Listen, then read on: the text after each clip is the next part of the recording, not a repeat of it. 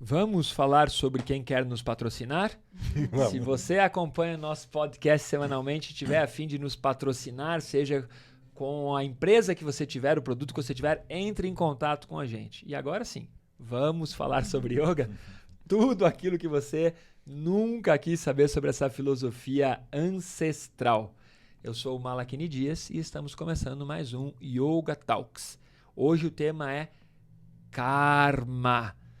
E também trazemos junto com o termo karma o tema egrégora. Mas o tema é karma. Então você que está me escutando agora, você é meu karma, hein? Vamos falar sobre isso.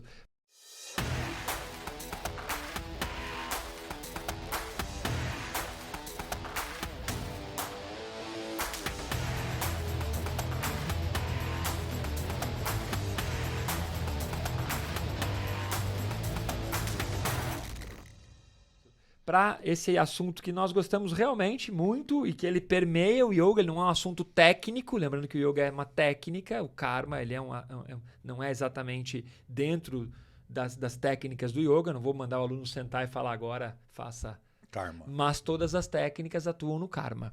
Para falar sobre isso, eu convido a nossa queridíssima, que é a diva do autoconhecimento, a nossa Fer Filipposi. Olá, olá! Sejam muito bem-vindos. Bom dia, boa tarde, boa noite para você que nos escuta e nos assiste de qualquer lugar do mundo.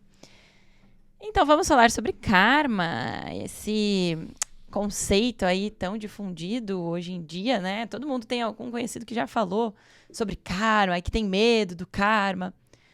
Vamos desmistificar algumas coisas, fica aí com a gente. E chamo também para compor a nossa mesa aqui do podcast nosso queridíssimo Vilmar Duarte, que é cofundador do podcast e ele que é especialista em habilidades comportamentais, ou seja, soft skills, Vilmes? É isso, sejam bem-vindos. Novamente haverão chineladas, mas a gente traz a referência das havaianas, mas são sandálias, então você vai ter sandalhadas. Sandálias havaianas que nos procurem, que nos patrocinem. Começamos falando sobre patrocínio aqui, né? Nos procure. Café também é muito bem-vindo.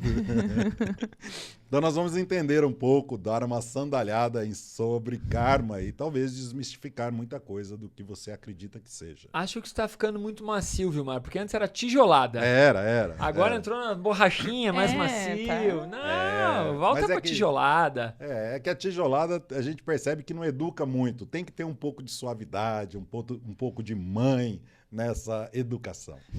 Há muitos episódios eu comentei que a tijolada funciona porque gato que já tomou uma tijolada aprendeu que não dá para dormir em olaria.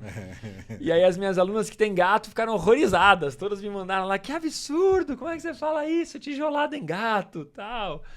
Bom, tijoladas e chineladas e um monte de conhecimento para você sobre karma, que nada mais é do que uma lei universal de ação e reação. Simples assim. O karma é uma lei de ação e reação, ou seja, o karma, na verdade, ele quer dizer o quê? Os efeitos, as consequências das suas escolhas, das suas ações. É uma consequência, tá? Não existe karma bom e não existe karma ruim, e é com essa tijolada que eu passo a voz para quem está aqui junto. Eu acho muito legal já trazer, até voltando vários episódios lá para trás, em que a gente trouxe uma diferenciação entre Samkhya e Vedanta, que esse conceito é um conceito do Samkhya, de que é uma ação mesmo, uma ação e uma reação. Então não está eivado de espiritualismo. Porque depois surgiu e veio para o Ocidente uma visão um pouco mais diferente de karma, que veio através do Vedanta, que é uma visão realmente mais espiritualista, mais cheia de misticismos, e que daí se confunde, inclusive, muito com reencarnação. Então as pessoas, às vezes, pensam em karma e pensam nisso. Nossa, coisas que eu fiz em outra vida, que agora estão atuando nessa minha vida. Mas a visão que nós temos do Samkhya, que é uma visão mais naturalista, ela é essa visão de que é uma lei de ação e reação. Até interessante porque o yoga ele surgiu dentro da cultura hindu. É um dos darshanas da cultura hindu, ou seja, um dos pontos de vista do hinduísmo. E no hinduísmo existe uma linha, uma vertente que realmente acredita em reencarnação. Aí você pode estudar sobre isso, vai pesquisar a roda de samsara e todo esse processo. Então, para essa linha que acredita em reencarnação, aí sim, tudo que você faz aqui, além das consequências em vida, você está construindo as consequências pós-vida para as outras vidas. Ou você o que você está vivendo hoje é uma consequência da sua vida anterior. Para a nossa linhagem, como a Fer falou, Sam, que é naturalista, o karma ele é uma lei de ação e reação que você vai pagar ou receber por aquilo que você faz aqui em vida, porque não estamos dentro dessa proposta de reencarnação, tá? Então, isso achei fantástico, brilho. É isso mesmo. Isso aí! E aí você pode trazer essa, como o Malakini trouxe no início, é uma lei universal, como a gravidade, né? Se você joga uma pedra para cima e você ficar esperando e olhando o que vai acontecer, a ação vai ser ela cair na sua cabeça. Então, o karma está atuando ali. Você está atuando junto com uma outra lei universal, no caso, a gravidade. O karma pode estar no seu casamento, e na verdade, está no seu casamento. O karma do seu casamento pode ter consequências boas ou ruins, depende daquilo que você faz, da forma como você cultiva o relacionamento com aquela pessoa. Pode estar na amizade, pode estar nos relacionamentos com as outras pessoas e pode estar no que você faz para o seu próprio autoconhecimento. Se você não se desenvolve, o teu karma vai ser uma pessoa ignorante em algum aspecto, ou no conhecimento, ou na sabedoria, enfim. E o karma não é imutável, né? Muita gente acredita que, não tem o que fazer. Karma nada mais é do que a sua ação.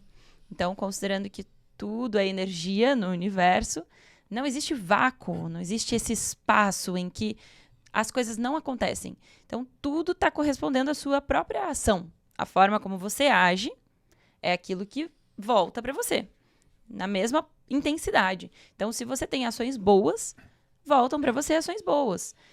E você pode mudar. Então, não é imutável. Tudo depende da forma como você age, como você vê a vida. Vamos dar uma tijolada na Ferzinha aqui também, então.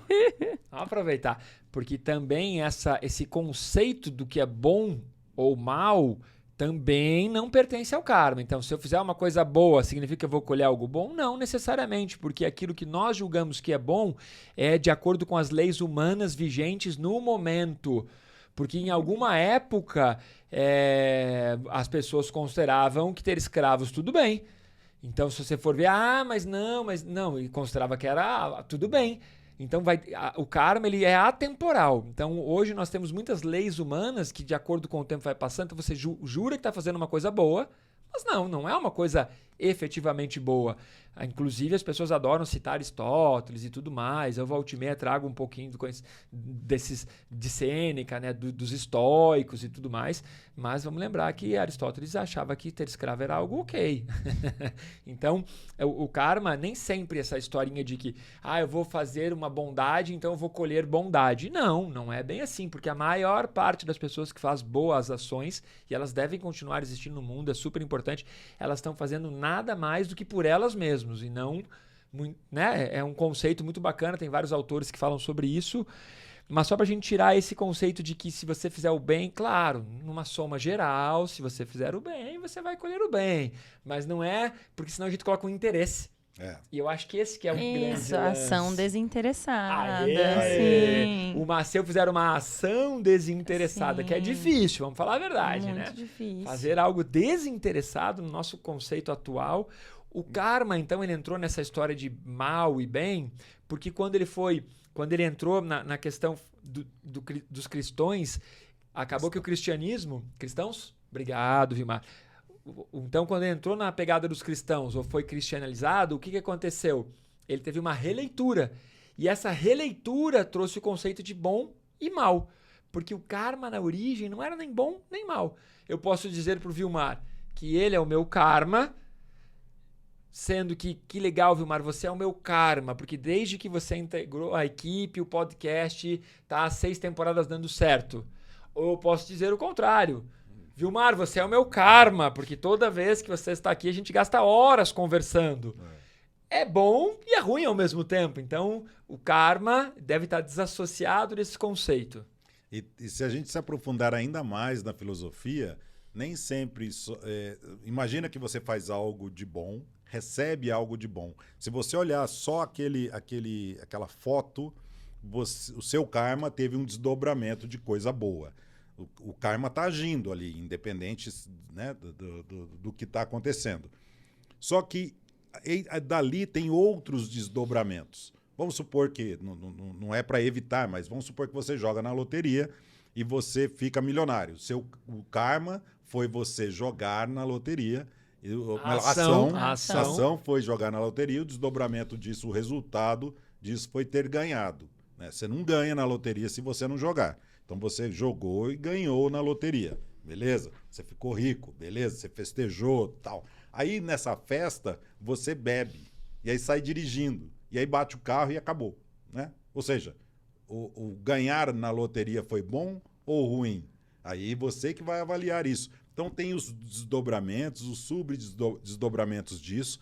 Por isso, ter uma noção clara dessa lei universal é imprescindível para você direcionar o seu andamento durante a sua vida. Como a Fer falou, ela não é estanque, né? Você não está fadado a ser aquilo que você é hoje. Um psicólogo, alguém que vai fazer alguma terapia contigo, ou até um astrólogo. Eita, o que tá... ficou legal, ficou legal. Um astrólogo, né? Uma pessoa que vai fazer uma leitura de você, ele está tirando uma foto. E o que ele está dizendo para você é que se você continuar nessa vertente, o teu desdobramento vai ser isso, aquilo outro, né? Um médico, se você continuar com esse estilo de vida, você vai morrer logo ou não, você vai ter uma sobrevida. É interessante isso. É karma, atuando. Afinal, a gente só tem controle das nossas próprias ações, né? Os resultados são incalculáveis. Mas a gente consegue, agora puxando de novo a sardinha, porque faz tempo que eu não falo de autoconhecimento, a gente consegue ir direcionando as nossas ações a partir do momento em que a gente vai fazendo um autoestudo e uma autoobservação dos resultados que a gente está tendo. Então, podemos ir direcionando as nossas ações para resultados mais desejados. Talvez seja isso que eu estava querendo dizer. Não que sejam bons ou ruins. O que a gente deseja atingir, a gente consegue ir moldando de acordo com as nossas ações. Então, seria uma forma muito clara e fácil você traduzir, ou toda vez tirar a palavra karma e colocar no lugar ação. Né? Então, se eu tomar essa decisão, se eu fizer essa ação, meu karma vai ser para cá ou para lá. Então, pensa nisso. E a Fer disse algo que o karma também não é imutável. Então, para quem gosta de teoria ou de estudo, coisa assim, vamos relembrar um matemático chamado Pareto. E ele criou uma teoria chamada teoria de Pareto, ou seja, teoria 80-20. Depois essa teoria não foi muito para frente, outros matemáticos se aproveitaram dessa descoberta e replicaram isso. E hoje a gente vê que o Pareto, a teoria de Pareto, a teoria 80-20, ou 20-80, ela está presente em muitas coisas no mundo. E no karma, a teoria seria 70-30. No Pareto 20-80, no karma 30-70, ou seja, 30% do seu karma aproximadamente, né, criatura? 30% aproximadamente é imutável e 70% é mutável. O que seria os 30%? Olha, não dá para mudar aonde você nasceu e quem são seus pais. Já foi, é um karma imutável. Você muda, né? Nasceu numa família e foi adotado por outra. Mas ali a essência biológica, ali, o DNA, depois você nasceu, não muda. Então, mas o lugar que você nasceu, nasci em tal país, a probabilidade é que você seja criado ali com aqueles costumes. Dá para mudar? Mudou de país, mudou o karma, ou seja, mudou todas as consequências. Então, o karma ele é 70-30. O Vilmar falou das decisões. Ali ele deu o exemplo de ganhar na loteria. Ainda assim, o karma estava andando. Aí ele decidiu ir para a festa, o karma continuou andando. Decidiu beber, o karma continuou andando. Decidiu beber muito, o karma continuou andando para aquele lado de bater o carro. Mas ele podia ter ido para a festa, bebido e decidiu, vou embora de Uber. Então o karma, ele tem um momento que você ainda consegue mudar. Mas depois chega um ponto que ele é imutável, porque se ele lançou a flecha, foi. Não tem mais jeito. É o que você fala de potencializar o karma, né? Você pode potencializar o karma para o lado positivo, para uma sobrevida, ou o karma para potencializar o machucado, uma lesão ou a própria morte. Então, é importante entender justamente como funciona essa energia, essa lei. Imagine que legal, daqui a pouco a gente vai ter Olimpíadas, né? E a Olimpíadas, ela é um exemplo claro do karma, no sentido de performance. Então, a pessoa treinou, daí perdeu, daí começou a perder um pouco menos, perder menos, ganhou. Mas por que o karma tem a ver? Porque ela não desistiu, ela continuou treinando, continuou performando, continuou se alimentando da maneira como todo o aparato ali dizia que tinha que ser, até o momento que ela ganhou. Uau, aí todo mundo fala que karma incrível, campeão olímpico ou o melhor paraquedista do mundo. Aí continuou, morreu.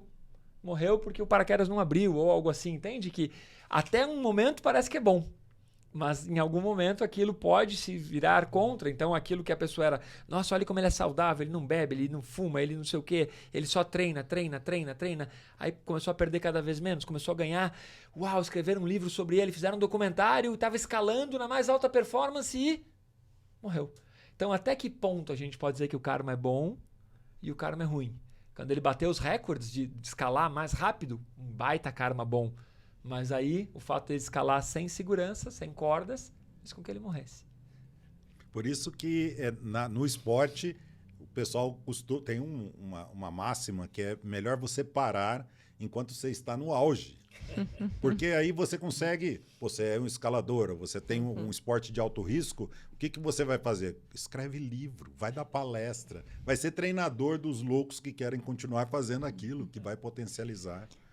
Daí vem uma coisa que eu acho que a Ferzinha, eu vejo muito isso na minha convivência com ela e tal, na nossa diva do autoconhecimento, que é, mas e o que vale mais a pena? Viver até os 40 uma vida plena, realizada, repleta de satisfação, de fazer exatamente aquilo que gosta, com propósito, com tesão mesmo, ou viver um pouco mais até os 60, 70, quem sabe 80, numa vida morna, rabugenta, mal-humorada. E agora, hein? O autoconhecimento, ele serve para isso. Por isso que eu escutei a Fer sempre fala do autoconhecimento. Porque o autoconhecimento é que ele vai te dizer, cara, continue escalando. Se morrer escalando, vai valer a pena, porque é o que te realiza. Se você não escalar, se você ficar numa sala, você vai estar como se fosse castrado, broxa, sem tesão, na bad. E tornando a vida de todo mundo que está ao seu redor pior também. Lógico.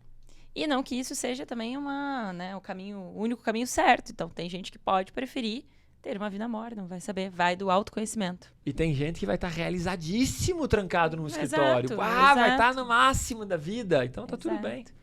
E falando dos 70-30, é legal já trazer também que existe karma coletivo, né? Existe essa interferência de tudo ao nosso redor no nosso próprio karma individual. Então, tudo o que está agindo ao nosso redor está influenciando no nosso próprio karma, nas nossas próprias ações. Então, a família em que nós nascemos, as pessoas com quem nós convivemos, as profissões que nós escolhemos, os esportes que nós fazemos, tudo isso está contribuindo para ir moldando a nossa forma de ver a vida e para ir moldando as nossas próprias ações, como se fosse mesmo uma bolha gigantesca que vai se movimentando junto com a gente. Se você tem essa habilidade de moldar o seu karma, e você entendendo essa lei que rege, você vai entender também essa lei do karma coletivo, ou da egrégora. Nós já falamos a respeito da egrégora em episódios anteriores. A egrégora, você está inserido em várias egrégoras, várias bolhas. E você conseguir permear nas bolhas e ter noção que você está sendo influenciado por elas, por quantidade de pessoas que estão inseridos nela, pela antiguidade dessa egrégora. Por exemplo, você tem uma religião que ela é muito antiga, e tem milhares de pessoas que são seguidores daquela religião. Você ir contra aquela religião, pouco vai fazer diferença.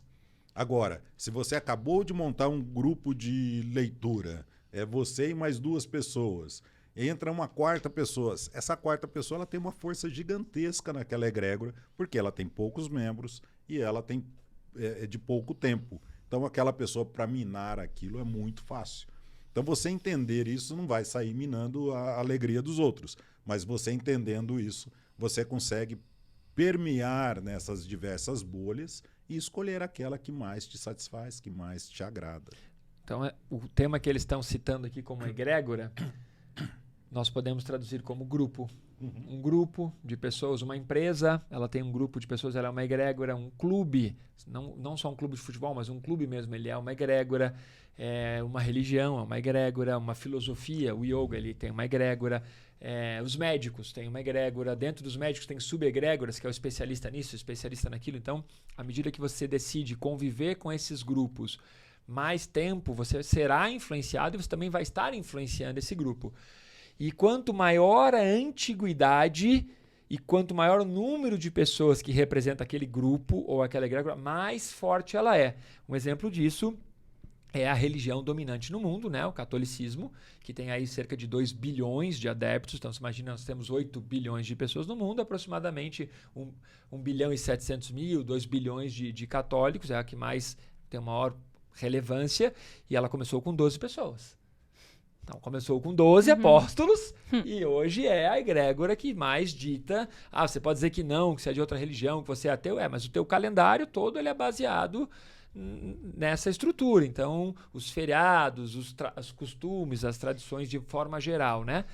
Então, quando nós estamos falando de karma, nós estamos falando de ação e reação, e todas as nossas ações, elas são ditadas pelos grupos que nós frequentamos. Então, por isso que nós estamos fazendo essa urdidura, esse paralelo, entre essa trama entre as ações e as reações e os grupos que nós frequentamos. Um exemplo disso é time de futebol.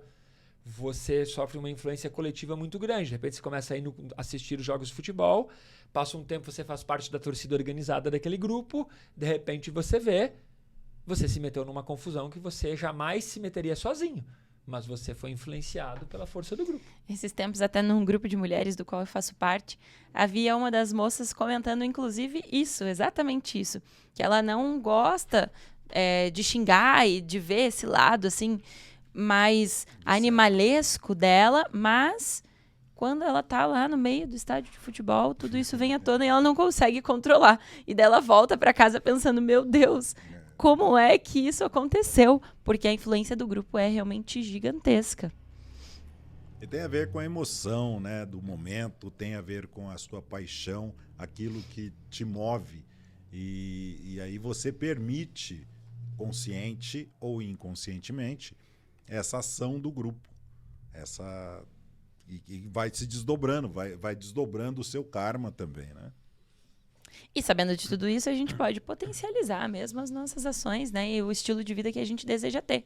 Porque sabendo que as egrégoras e os karmas coletivos têm essa influência na nossa vida, a gente pode, a partir do autoconhecimento, perceber, olha, eu quero fazer parte desse grupo, porque esse grupo é mais compatível com o estilo de vida que eu quero ter. E ele vai me ajudar a manter determinadas ações que um outro grupo, eventualmente, não ajudaria. A grande sacada de você desmistificar o karma é você saber que todos os acontecimentos da sua vida, eles são diretamente ligados às suas decisões. Então, assim, você também consegue, de uma forma, parar de culpar um pouco as outras pessoas. Se você está infeliz no relacionamento, você não pode dizer que a culpa é do seu parceiro ou da sua parceira porque ela é seu karma. Não, mas a decisão de estar ali, de continuar ali, é sua. E com relação a grupos e egrégoras, olha que bacana isso. Não é à toa que as maiores referências de universidades do mundo produzem as principais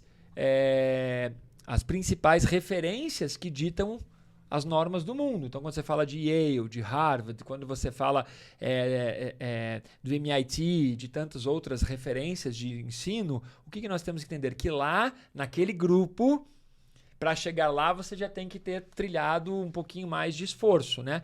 Mas quando você está naquele grupo, você está envolvido por pessoas que estão o tempo todo realmente tentando novas teses, novas maneiras de lidar com a humanidade, do mundo, seja em qualquer área. Então você está imerso num grupo que o tempo todo está te estimulando a estudar mais, a pensar um pouco mais, e essa convivência faz com que, se você não tivesse frequentando aquele grupo, talvez você não tivesse tido a sacada, um insight. Ou força. Ou a força, você Ou ia ter força. desistido antes.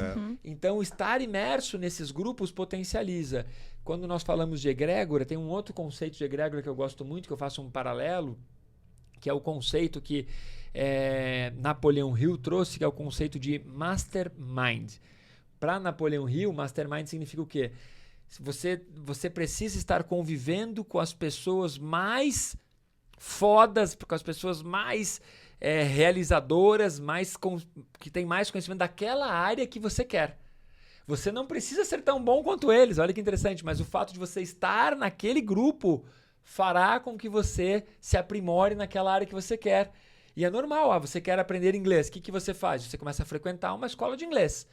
Quer dar um gás no inglês, o que você faz? Você vai para um país que fale a língua inglesa. E aí você está imerso naquele grupo e o seu karma é o que? A sua ação foi ter ido até lá e a consequência é que o seu inglês vai alavancar. Então o conceito que nós chamamos de egrégora, Napoleon Hill chamou de mastermind. Então esse conceito existe. Você quer potencializar a sua poupança, né? Reservar um pouco de grana, você tem que ir para longe dos seus amigos e família. As pessoas vão para o Japão, vão para a Europa, vão para o Canadá para fazer um pé de meia. Por quê? Não está ali o barzinho à disposição todo dia, né? Os amigos para quem você vai convidar lá, você não conhece ninguém. Aí o se afastar de determinadas bolhas também te potencializam os resultados que você deseja. Respiramos fundo agora, enquanto a Fer vai falar. Quem quer se aprofundar nesse tema faz o quê? Primeiro, entra no nosso grupo do WhatsApp, né? Se você ainda não está no grupo, entra em contato com a gente para participar desse grupo, porque semanalmente temos postado informações mais profundas sobre cada um dos temas que a gente traz aqui no podcast. Existiu um mestre chamado Vivekananda, Swami Vivekananda, e é um livro que eu gosto muito porque ele é pequeno, objetivo e muito claro. O livro chama-se Karma Yoga e o subtítulo é A Educação da Vontade. Tá? Swami Vivekananda, fica a dica aí. Editora Pensamento. Vou colocar aqui na capa o livro para quem está nos assistindo pelo YouTube, dá uma olhadinha.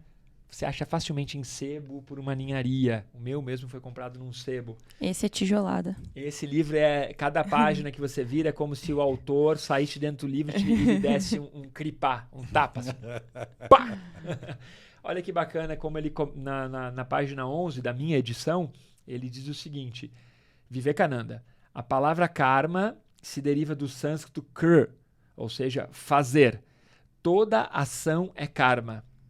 Tecnicamente, esta palavra quer dizer os efeitos das ações. Então, karma, nada mais do que os efeitos das ações. E aí ele explica um pouquinho mais dizendo que metafisicamente é usada como um significado de é o efeito provocado por nossas ações anteriores.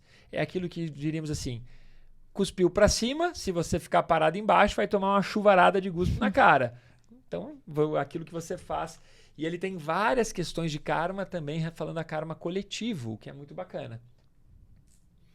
Além desse livro, um livro que referencia esse livro que o Malakini trouxe é o livro Karma e Dharma, do professor De Rose. Vou colocar mais perto aqui. E o próprio tratado, cujo tratado, um dos capítulos, traz justamente esse livro em seu bojo. Isto aqui daria uma palestra dessas motivacionais, de coach, de high performance, de tudo aquilo que está em alta agora, né? High stakes e tal. Olha que legal essa parte do livro. Ele diz assim, somos responsáveis pelo que somos e podemos nos converter naquilo que desejamos ser. Então é uma visão do karma muito mais técnica do que mística e espiritual. Não tem a ver com vidas passadas, não tem a ver com você ser o escolhido ou não ser o escolhido, tem a ver com você querer se transformar naquilo. Claro que, geneticamente, se você é uma pessoa que tem uma estatura menor, geneticamente, não vai dar para você ser um melhor jogador de basquete de todos os tempos. Existe ali, de novo, o karma 70-30. Mas você pode ainda assim jogar basquete, ser armador, ser um excelente pessoa que faz o passe e tudo. Mas é claro que, de acordo com as nossas regras e leis humanas, a nossa genética vai favorecer ou desfavorecer um pouco. Mas ainda assim, você pode aplicar ali uma vontade, um esforço para chegar naquele ponto. E sim, geneticamente talvez não dê para você chegar lá, mas não é porque você é o escolhido, nem porque, né? Não é. Simplesmente tem um autor que eu gosto muito, que ele estuda essa genética de atletas, e ele mostra 2 medalhistas de ouro, e um deles tem 28 medalhas de ouro nas Olimpíadas, ou seja, já sabemos de quem estamos falando. Michael Phelps, o maior ganhador de medalhas de ouro da história, ele já ganhou mais medalhas que muitos países. Um único homem tem mais medalhas que países. O maior ganhador também da história em uma única Olimpíada, né? Em uma única Olimpíada também. Ele é o recordista de várias Olimpíadas e de uma única, boa. E aí ele compara com outro medalhista de ouro que tem a mesma altura dele. Então ele mostra assim, olha, esse cara ganhou 3 medalhas de ouro, me fugiu o outro nome. E o Michael Phelps ganhou 28. Eles têm a mesma altura, mas se o Michael Phelps fosse treinar atletismo, que é a corrida, em vez de natação, ele jamais teria ganho 28 medalhas. Por quê? Porque aí ele mostra padrões genéticos. O cara que está no atletismo, que está na corrida, a estrutura das pernas dele é diferente da constituição das pernas do Michael Phelps, que ele tem braços mais longos. Então, também tem um fator que, assim, geneticamente, algumas coisas vão ser mais fáceis se você escolher aquilo que o teu corpo te favorece. Mas você pode ir ao contrário, como as medidas do boxe jamais bateram para Muhammad Ali, jamais bateram, e ele se tornou um dos maiores boxeadores de todos os tempos. Aquele corredor de 100 metros. Usain Bolt. O Bolt, que é jamaicano, ninguém falava, o treinador dele falava, cara, você não é para correr. Não foi feito para correr. Na escola falavam que ele não era para correr. Ele, como não é para correr? Aí ele foi lá e treinou sobremaneira, apesar do seu físico, né, da sua genética, para ele superar aquilo. Talvez ele fosse um bom pugilista, mas ele decidiu correr, encasquetou com aquilo e fez valer a pena. Então, vamos tentar corrigir através dessa breve explanação que a gente trouxe aqui em 30 minutos do podcast. Primeiro, o conceito de karma não é místico, não é religioso, não é espiritual. Por mais que você possa interpretar desta maneira. Pode interpretar. Mas é um conceito que lá na tradição hindu mais antiga era simplesmente atrelado a ação e reação, ou seja, a consequência das suas ações. E é claro que também tem aí, quando nós entramos no âmbito religioso, existe essa história de pecado, do que é certo, do que não é certo. A gente acabou atrelando que se eu fizer uma coisa boa, eu vou colher uma coisa boa. Não é exatamente assim. O karma é ação e reação, né? Então é bacana entender isso. Dicas para você se aprofundar. Eu trouxe a dica aqui do Karma Yoga, do Vivekananda. E Patanjali, no seu Yoga Sutra, ele também fala um pouquinho sobre karma. Mas ele fala sobre karma citando o conceito que a Fer trouxe, de grupo, de egrégora. Então, Patanjali, no seu Yoga Sutra, ele fala sobre isso no Sutra 132. E ele diz o seguinte: para se evitar isso, deve-se ater-se a uma só egrégora. Ou seja, vamos imaginar que você quer se tornar um excelente espadachim. E aí você começa então a tentar frequentar todas as escolas de espadachim que existem. Você pode fazer isso com o seu carro, é mais simples ainda o exemplo. Pega o seu carro e leva num mecânico. Tira desse mecânico e leva em outro. Você vai chegar lá, um mecânico vai regular de uma forma e o outro mecânico vai regular de outra forma. Hoje em dia, com os computadores e tudo mais, pode perceber. O cara chega lá, põe no sistema e o sistema regula tudo. Quando você começa a tentar estar sempre, eu vou fazer o que... Então eu vou lá e vou fazer o que esse mestre espadachim mandou. Aí eu vou na aula do outro, o outro cara fala, não, é de outra forma. Então, para você, o Patanjali já tinha essa sacada de para você não ficar buscando em 1 milhão de pessoas o conhecimento de uma arte, para você focar ali. Virou muito bom naquilo? Boa. Mas eu também preciso ter um olharzinho para que aquele outro mestre está ensinando, para não ficar preso numa caixa. Mas não adianta você ficar saltando de galho em galho, senão você nunca vai se desenvolver. Você vai precisar tem um foco. Imaginou, exemplo do Michael Phelps de novo. Ele vai lá e treina de manhã com um técnico, de tarde com outro técnico e de noite com outro técnico. De noite ele vai fazer a ginástica olímpica. Se esses técnicos não estão alinhados, mais vai atrapalhar do que ajudar. É isso. E outra dica importante, curte, comenta, compartilhe, tire suas dúvidas, traga suas referências, seus pontos de vista, que nos agrega também. Isso é extremamente importante. E faça o que a Fer falou, entre no grupo Yoga Talks, lá do WhatsApp, que a gente vai compartilhar mais conhecimento com vocês. É isso aí. Um abraço.